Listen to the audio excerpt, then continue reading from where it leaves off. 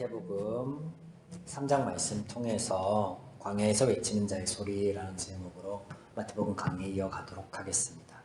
성경 66권에는 각 권바다의 이름이 있습니다. 창세기를 시작으로 말라기, 신약에서는 마태복음을 시작으로 계시록에 이르기까지, 또 몇몇 권의 책에는 부제가 붙어있는 것들도 있습니다. 그래서 이를테면 출애굽기를 이집트 탈출기, 사사기를 사사, 대리인이란 뜻이죠. 사사들의 이야기. 마태복음을 시작으로 요한복음에까지 이 네 권의 책은 복음서로, 그리고 로마서를 구원론에 관한 책으로, 야고보서는 믿음의 실천에 관한 책으로 이렇게 부제들이 붙어있는 것을 우리가 종종 보게 됩니다.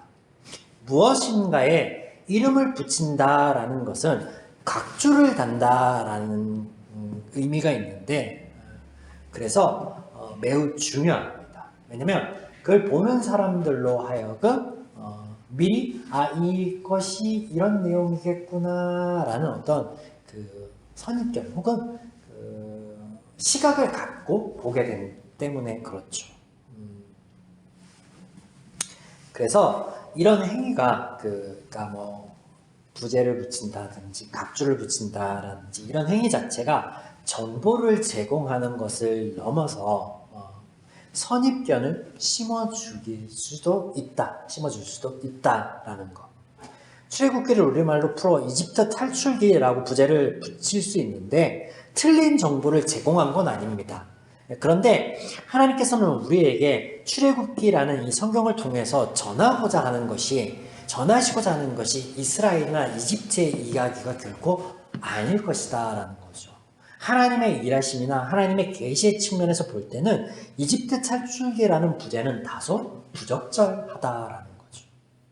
그런데 오늘날 많은 그리스도인들이 누군가가 붙인 부제 혹은 각주를 가지고 하나님의 말씀을 왜곡하거나 수박 겉핥기식으로 이해하고 있는 것이 문제가 되었습니다. 저 또한 말씀을 전합니다. 강해를 하며 말씀의 주제나 부제 이런 것들을 제시할 때가 있죠.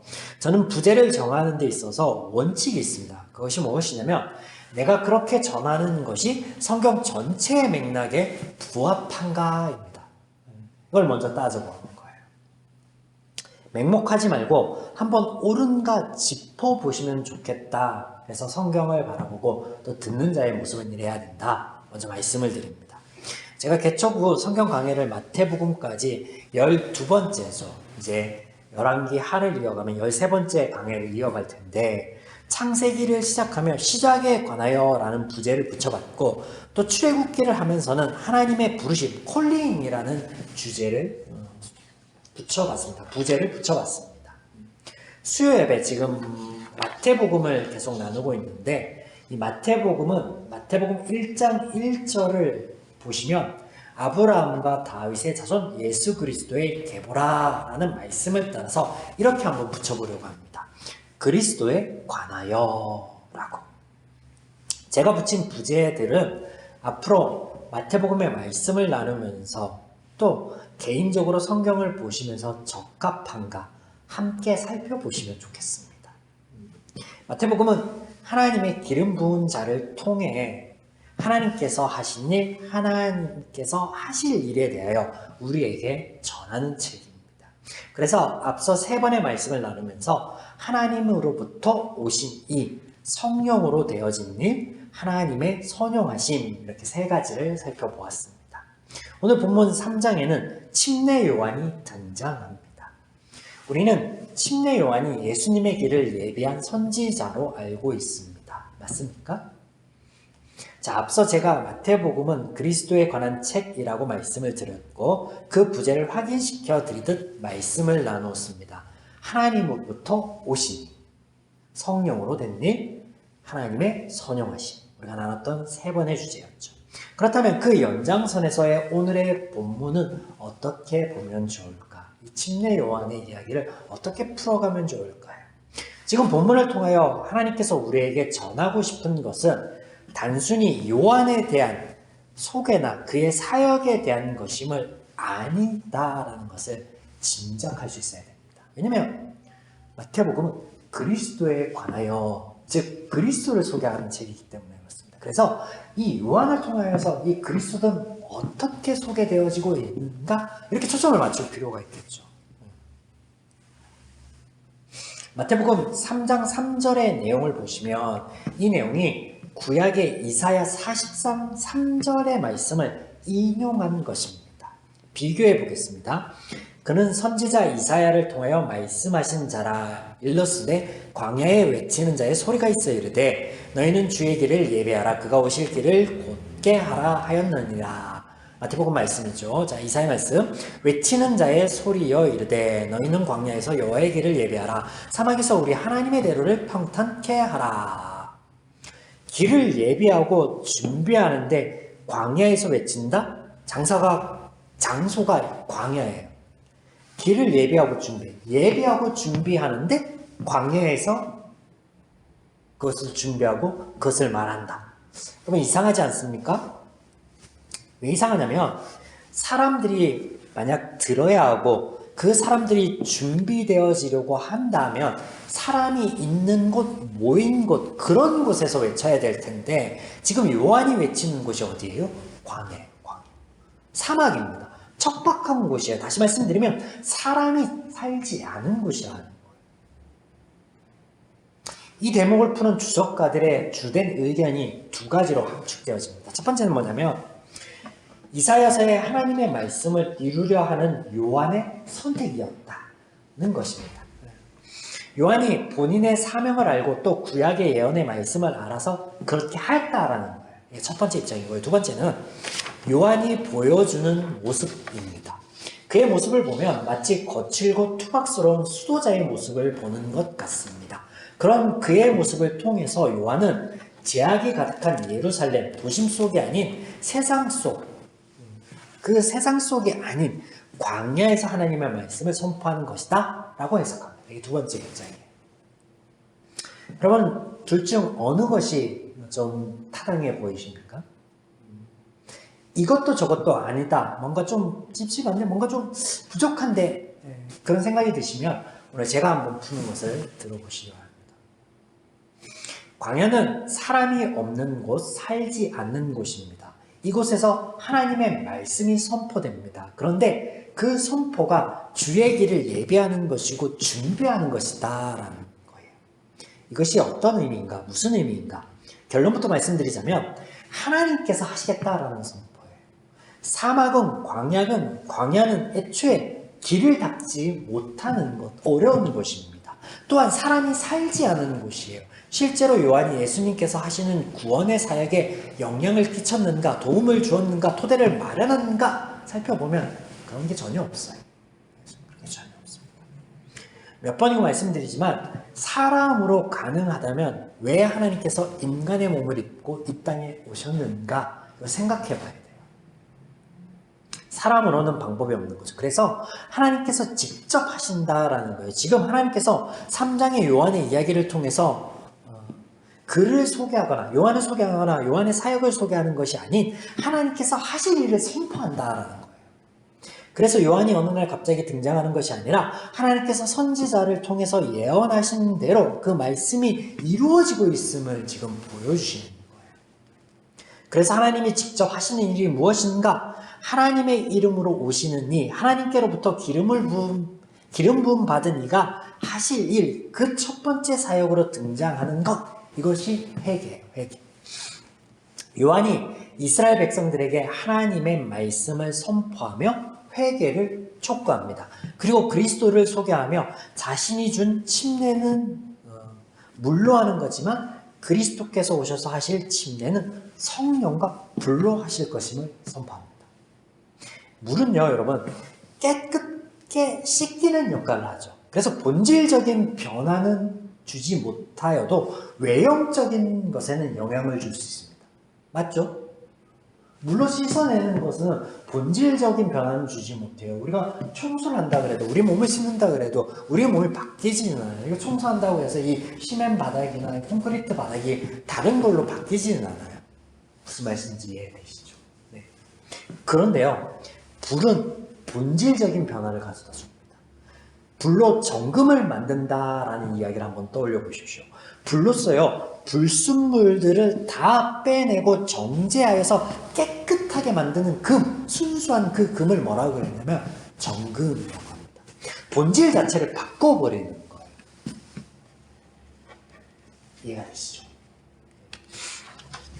그런데 그리스도께서 오신 이후 그가 하실 사역이 회개가 그렇다라는 거예요. 이 일을 우리에게, 죄인에게 하나님께서 하시겠다라고 지금 선포하시는 거예요. 회개의 헬라어 원어가 의미하는 것이 마음의 변화이죠. 또한 히브리어 원어는 돌이킴을 의미합니다. 그리스도께서 하신 십자가의 사역이 죄인들의 마음이 변화되어 그들의 죄된 삶에서 그리스도인의 삶으로, 성도의 삶으로 살아가게 하시겠다라는 거예요. 그런데 이 일을 누가 하시겠다라는 거예요? 하나님께서 해주시겠다라는 거예요. 지금 요한을 통해서 하나님께서 그런 그리스도의 사역을 첫 번째로 소개하고 있는 거예요. 그래서 하나님께서 하시겠다라는 의미에서 광야에서 선포되는 말씀이었고, 그리고 그 말씀의 의미가 회개였다라는 거죠. 그렇다면 왜 요한이어야 합니까? 예수님의 공생애를 시작하면서 직접 선포하셔도 되었을 텐데 이렇게 역으로 질문해 볼 수도 있겠죠. 하나님께서 하실 사역이고 하나님께서 선포하시면 되지 않습니까? 근데 왜 굳이 요한이라는 선지자가 있어야 됩니까? 요한은 그럼 무슨 역할입니까? 질문해 볼 수 있겠죠. 네. 그래서 죄인의 한계에 대해서 아셔야 돼요. 선지자들, 아니 하나님께서 직접 보이시고 말씀해 주셔도 죄인들은 듣지 못했습니다.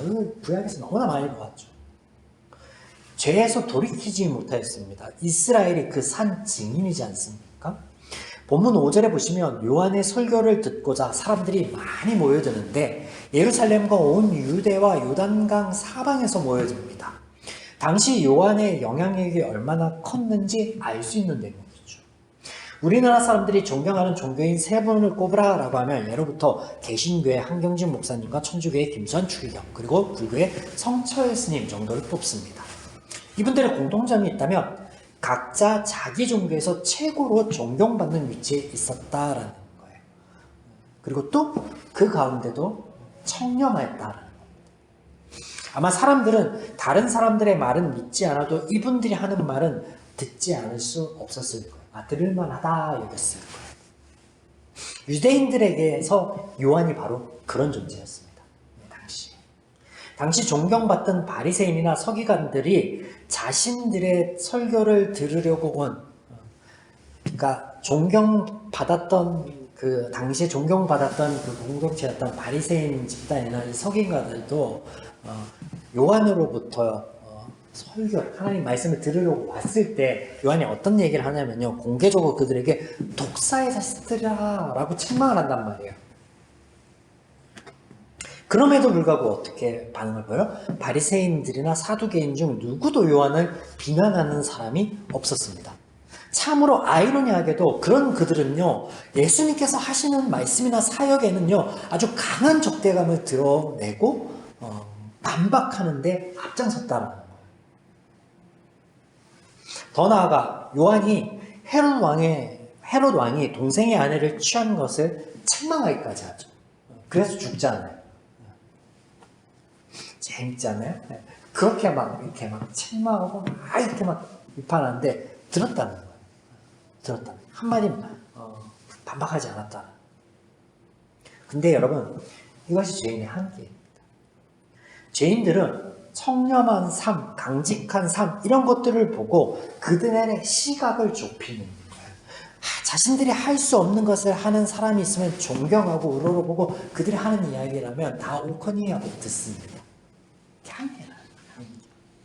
당시 유대인들 죄인에게 요한의 입술을 주목하였던 거죠. 자신들을 향해 오는 쓴소리도 듣습니다. 그런데 그런 요한이 증거하는 것이 누구예요? 그게 예수님이라는 거예요. 그게 그리스도라는 거예요. 하나님 그렇게 선용하시는 거예요.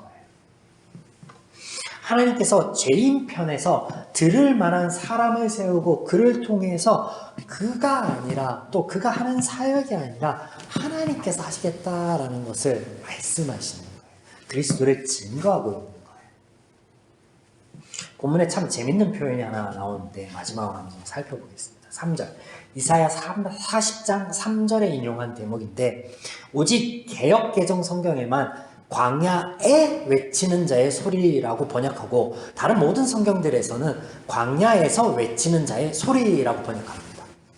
에와 에서의 차이예요.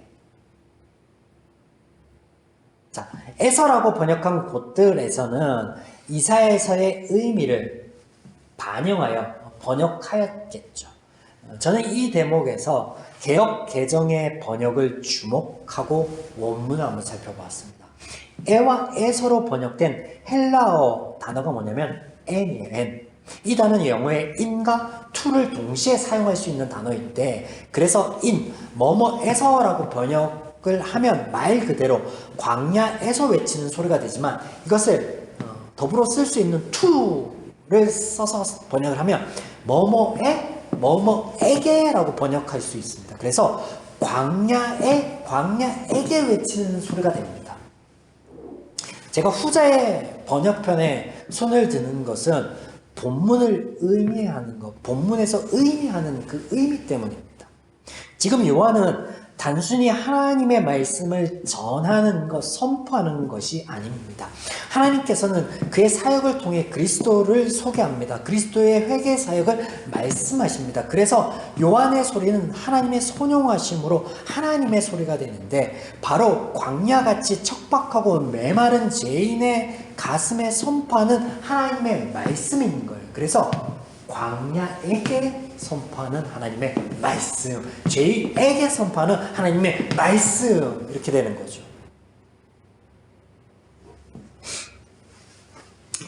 오늘 광야에 외치는 소리, 하나님의 말씀은 그리스도께서 하실 일입니다.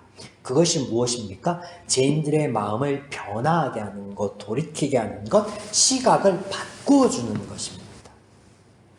하나님의 말씀의 선포가 내게 들려지는 하나님의 말씀 때문에 오늘도 나의 마음이 변하여지고 하나님께로 돌이키는 하나님의 말씀을 따르는 우리의 삶이기를 소망합니다.